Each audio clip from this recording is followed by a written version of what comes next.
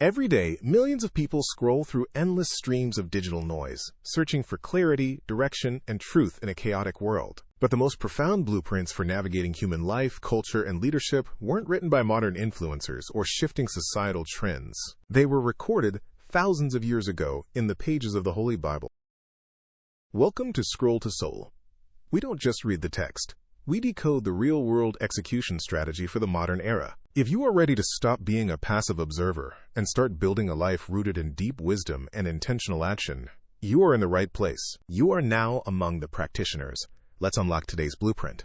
In the modern economic landscape, debt is often treated as an inevitable tool for growth. We are told to leverage liabilities and borrow against future earnings to scale our operations. But when the market turns, high leverage quickly transforms from a strategic tool into an existential trap. When cash flow dries up, creditors arrive to collect their capital, and they do not care about your personal survival or your grand business plans. Most people respond to this pressure by panicking, looking for external bailouts, or surrendering their most valuable assets. Yet, the absolute masterclass in debt liquidation, systemic scaling, and rapid capital creation was executed thousands of years ago in Israel. This framework is recorded in the second book of Kings, chapter 4, through the strategic intervention of the prophet Elisha and a widow facing total financial ruin. To understand this strategy, we must analyze the severity of the crisis. Her husband had died, leaving her with massive, unpayable debts, and now the creditor was coming to take her two sons as slaves. The creditor did not want to compromise. He wanted to liquidate her family's future for immediate payment. Elisha's initial response is a masterclass in strategic advisory. He does not offer her a temporary handout, nor does he attempt to negotiate with the creditor. Instead, he asks her two profound questions. How can I help you? Tell me, what do you have in your house? These questions represent the first major pillar of the blueprint, the asset audit. When faced with a major financial crisis, our natural instinct is to focus entirely on what we lack. We look at our empty bank accounts and missing resources. But Elisha shifts her focus from her lack to her current inventory. The widow answers that she has nothing at all, except a small jar of olive oil. She dismissed her only asset because it seemed completely insignificant in comparison to her massive debt. This is where the practitioner must pay close attention.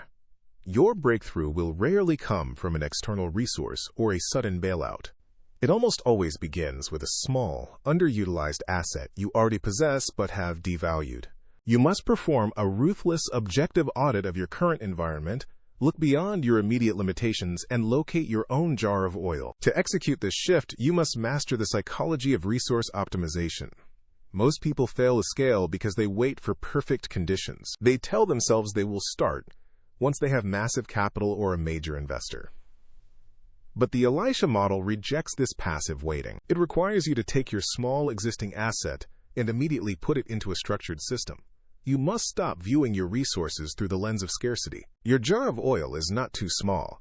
It is simply waiting for the right capacity. When you change your mindset from looking for handouts to organizing your current assets, you prepare yourself for systemic multiplication. Once the asset was identified, Elisha delivered a highly unusual set of operational instructions. He told her to go around to all her neighbors and ask them for empty jars, specifying that she should not ask for just a few. This introduces the second pillar of the blueprint.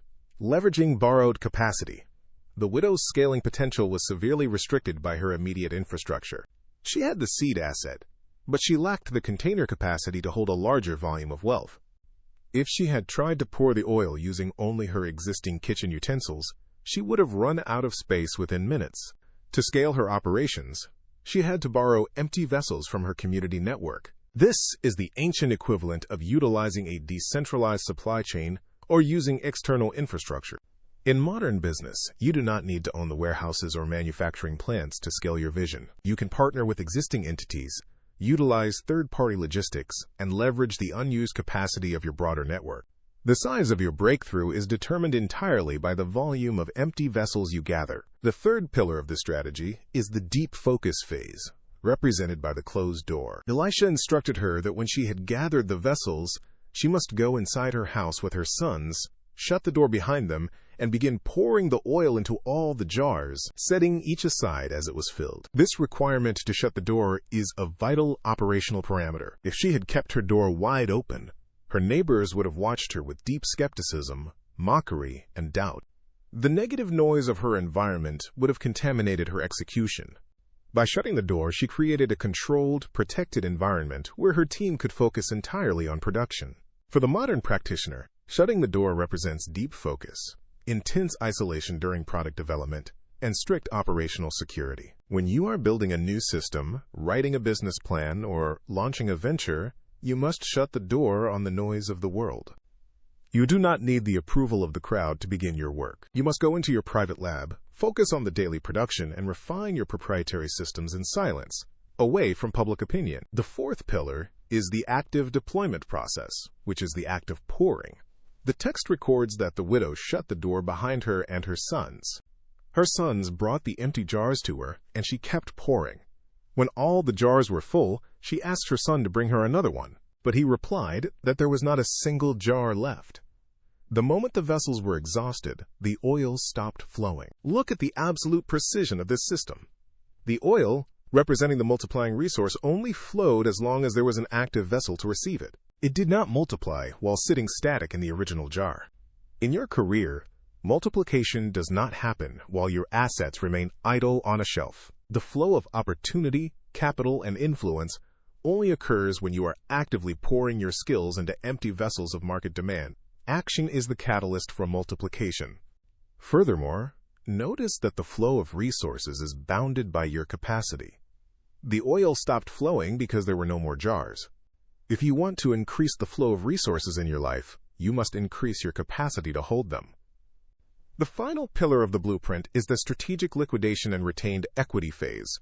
Once the vessels were completely full, the widow returned to Elisha and reported the results. Elisha did not tell her to immediately consume the newly created wealth, nor did he suggest hoarding the oil in storage. He gave her a final, strict business directive. Go, sell the oil and pay your debts, and you and your sons can live on the rest. Notice the sequence of this financial instruction. Elisha mandated immediate, total debt liquidation as the absolute first priority. He did not suggest buying luxury items to celebrate her survival, nor did he suggest expanding into another risky venture. He directed her to clear the liability, remove the creditor's claim on her children, and restore her family's sovereign freedom. Only after the debt was fully liquidated was she authorized to consume the remainder of the wealth. This remainder was her retained equity, the clean capital that she and her sons could live on without the fear of future foreclosure. For the practitioner, this sequence is a non-negotiable law of financial security. You must clear your systemic liabilities before you enjoy your net profits. Let us summarize the 5 core pillars of the Elisha oil miracle.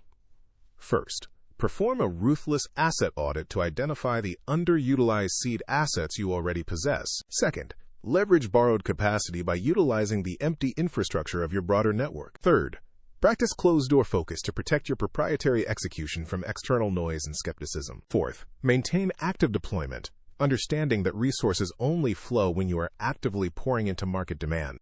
Finally, prioritize immediate debt liquidation to secure your sovereign independence. Knowledge without application is just intellectual entertainment. A life of true impact is built entirely through execution. Reflect on your week's choices. Identify the single biggest area where passive habits are holding you back, and actively apply the exact scriptural framework we unpacked today. Drop a comment below with the word applied once you've put it into action. Let the community know you are executing, not just listening. We are the practitioners. If this blueprint brought high-value perspective to your life, subscribe, hit the notification bell, and share this with someone building a lasting legacy. In our next video, we are diving into another foundational principle. Until then, keep executing.